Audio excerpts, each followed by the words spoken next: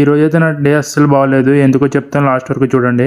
First sight వీటికి వెళ్ళే ముందు నేను కంపెనీకి వెళ్తాను. కంపెనీలో మనకు సైట్ అయితే ఆర్డర్ ఇచ్చాము. అది ఎప్పుడైతే ఫినిషింగ్ రెడీ అయిపోయింది, కలర్ కోటింగ్ పంపిస్తున్నారు, అన్ని కలర్స్ సరిగ్గా వచ్చాయా లేదా అని చూడడానికి అయితే వెళ్తాను.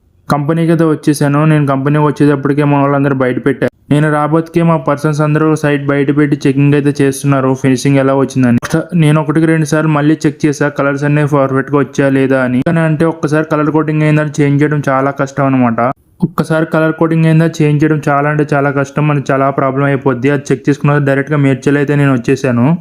మేడ్చల్ సైట్కి వచ్చిన తర్వాత మనం ఆయుధాలు తీసుకోవాలి కాబట్టి ఆయుధాలు తీసుకొని రెడీ అయిపోయాను. మెజర్మెంట్స్ అయితే పర్ఫెక్ట్గా తీసేసుకున్నాము. కస్టమర్కి కూడా మనం ఎక్స్ప్లెయిన్ చేసాము ఎక్కడెక్కడ ఏమొస్తాయి, ఎలా పెట్టుకుంటే బాగుంటుంది అని. అక్కడ నుంచి డైరెక్ట్గా ప్రగతి నగర్ అయితే స్టార్ట్ అయ్యా. ప్రగతి నగర్లో లంచ్ చేసేసి అక్కడ నుంచి చిక్కడపల్లి అయితే స్టార్ట్ అయిపోతాను.